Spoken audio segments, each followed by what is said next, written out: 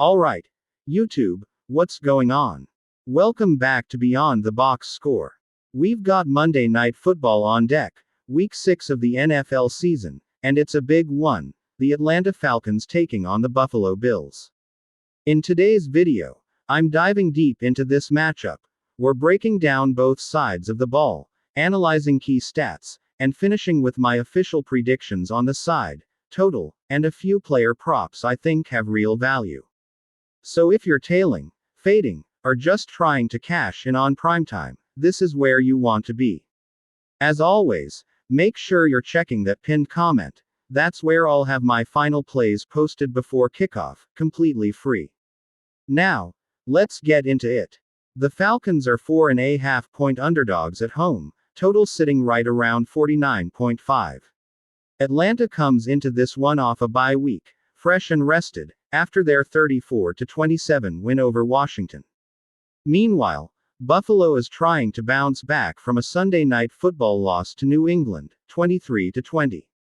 They're still sitting at 4-1 on the season, but that loss might have lit a fire under them. The question is, can the Falcons, coming off extended rest, keep this one close? Let's start by looking at Atlanta's offense against Buffalo's defense. Rookie quarterback Michael Penix Jr. is in for a serious test. Through the first 5 weeks, Buffalo has been one of the top zone coverage teams in the league, 9th overall in zone rate. Against zone, Penix's completion percentage does rise slightly, but the advanced metrics tell the story. His yards per attempt, interception rate, DVOA, and EPA all drop. In other words, he's not exactly a zone killer. The pressure numbers paint a tougher picture. Under pressure, Penix completes just 50% of his passes with a brutal -37% DVOA and -5.2 EPA. And that's a concern, because Buffalo can bring the heat. They rank number 1 in lowest clean pocket percentage allowed, and they're 4th in adjusted sack rate. So yeah, the pressure's coming. The only real counterpoint here is that Penix has handled pressure before. Week 1 against Tampa Bay, a defense that blitzes often, he put together a solid performance. He's also coming off arguably his best start of the season before the bye. So, maybe he's up for the challenge. One sneaky note here, Buffalo allows the 7th most checkdown completions and the 5th highest quarterback scramble rate in the league. Penix isn't a runner by trade, but that might change tonight. It's a spot where he could pick up some easy yards or attempts on the ground if the pocket collapses. And speaking of the ground game, this is where Atlanta might really find their rhythm. The Falcons have one of the more dynamic backfields in football with Bijan Robinson and Tyler Allgeier. They're 6th in rushing yards per game, though only 18th in yards per carry. The good news: Buffalo's run defense has been leaking. 5th most rushing yards allowed per game, 3rd highest yards per carry, 6th highest EPA per rush, 9th highest success rate, and they're giving up the highest explosive run rate in the entire NFL. That's right. No team has allowed more chunk runs. The Falcons run a ton of outside zone, more than any other team in the league, and against outside zone, Buffalo allows the 10th most yards per carry. Two of the worst teams in that metric, Washington and Minnesota, both lost to Atlanta, and those just so happen to be the Falcons' only 2 wins this season. Buffalo also ranks 6th worst in EPA per rush against, and gives up the 8th most yards before contact. They do have the 4th best success rate, so they're at least making stops on early downs, but the opportunities are there. This feels like a run-first game plan from Atlanta. Ground and pound, chew clock, shorten the game. Now let's flip it. Buffalo's offense against Atlanta's defense. Josh Allen and the Bills should expect plenty of man coverage from the Falcons. Atlanta plays man at a high clip, and Allen's numbers against man are interesting. His DVOA and EPA both rise, but his yards per attempt dip slightly and his completion rate falls to 61.1%. Even more concerning, his interception rate spikes against man. The Falcons also love to show one high safety looks, which helps Allen a bit. He's marginally better versus single high than 2 high defenses, but not by much. Pressure will be the name of the game. Atlanta ranks 7th in pressure rate, 3rd in blitz rate, and 4th in adjusted sack rate. They're also top 8 in quarterback hit percentage. Allen's great at improvising, but when that pocket muddies, even he struggles. That said, there's a flip side. Quarterbacks have scrambled a ton against Atlanta, one of the highest scramble rates in the league, and Josh Allen is one of the few quarterbacks in football who can hurt you with his legs. Expect him to use that when things break down.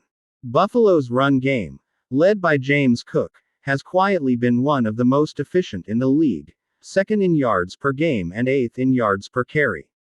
Atlanta's defense hasn't exactly been stout against the run either, ranking 22nd in yards per carry allowed and 5th worst in success rate. They do, however, limit big plays, 5th best explosive run rate allowed. The Bills run a ton of inside zone, and here's where things get tricky. Atlanta actually leads the NFL in yards per carry allowed against inside zone, with the 4th best DVOA, 2nd best success rate, and the best explosive run prevention in football.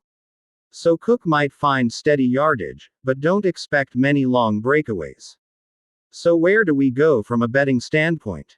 The Bills are the better team on paper. No question, but situationally, this feels closer than that -4.5 line suggests. Atlanta's coming off a bye, at home, with extended rest, and a clear run game advantage against a defense that's been giving up chunks on the ground. Buffalo's also dealing with injuries. Dalton Kincaid and left tackle Dion Dawkins are both questionable, and their defense is banged up. So, I'm leaning toward the Falcons plus 4.5. I wouldn't argue if someone's on Buffalo, but from a matchup perspective, this looks like a one-score game. The total at 49.5 is another tricky call. Both teams have explosive playmakers, but if this game is decided in the trenches, with both sides leaning into the run, that tends to slow the tempo and keep scoring down. I'm projecting something like 27-21, which lands comfortably under the total. So, slight lean to the under here as well. Now let's talk props, because there's money to be made there. Starting with Michael Penix Jr., over 2.5 rush attempts at -118 looks playable. He's gone over that number in 2 of his 4 starts, and every quarterback except Tua has hit that mark against Buffalo this year. We've seen 3 scrambles from May, 6 from Spencer Rattler, 5 from Justin Fields, and 6 from Lamar Jackson. Given Buffalo's 5th highest scramble rate allowed, Penix should have chances. Over 5.5 rushing yards is another angle. He had a run of 5 yards in his last game but lost yards on a kneel down, so he easily could have cleared that number. Buffalo has allowed the most rushing yards to quarterbacks in the league, all it takes is one broken play. Bijan Robinson anytime touchdown at around -140 looks solid value. He leads Atlanta in red zone targets and red zone carries, and Buffalo ranks 26th in running back touchdowns allowed. Ramondre Stevenson had 2 against them, Kendre Miller scored, and Ollie Gordon found the end zone as well. If this game stays close, Bijan should have multiple scoring chances. If you're looking for plus money, Tyler Algier over 7.5 carries fits the bill. He's had 10, 16, and 16 carries in 3 of his 4 games and averaged 10 per game last year. You can grab that line at plus money on FanDuel, and I like it. His 29.5 rushing yards prop, -114, is also in play. He's still getting around a third of Atlanta's rush attempts and should see consistent work spelling Bijan. On the Buffalo side, I'm looking at James Cook. Over 16.5 rushing attempts for around even money is solid value, and he's been their bell cow in recent weeks. The touchdown prop on Cook is juiced, but for good reason. He scores nearly every game, and dating back to last season, he hasn't gone 2 straight games without finding the end zone. After being held out last week, this feels like a get-right spot against an Atlanta defense that's soft in the middle. One last player to watch, rookie wideout Keon Coleman. His receptions line is sitting at 3.5 for plus money, and this is an intriguing angle. Against man coverage and the blitz, Two things Atlanta does a lot. Coleman has become one of Josh Allen's top targets. He's been targeted on over 20% of Allen's throws when pressured, and he slightly edges out Khalil Shakir in target share in those situations. The matchup fits perfectly, and while he's only gone over this number twice this season, the usage trend says he could easily do it again. So to recap, I'm leaning Falcons plus 4.5, under 49.5 on the total. Props I like. Michael Penix over 2.5 rush attempts or over 5.5 rushing yards, Bijan Robinson anytime touchdown, Tyler Algier over 7.5 carries plus money, James Cook anytime touchdown, and Keon Coleman over 3.5 receptions at plus odds. This one has all the makings of a grind it out, physical Monday night football battle. Two teams trying to establish identity through the ground game, and two defenses that can bring pressure. Expect big moments, a few tense drives, and maybe a couple of unexpected heroes along the way. That's going to do it for this breakdown, guys. If you enjoyed the analysis, hit that like button, drop your best bets and props down in the comments.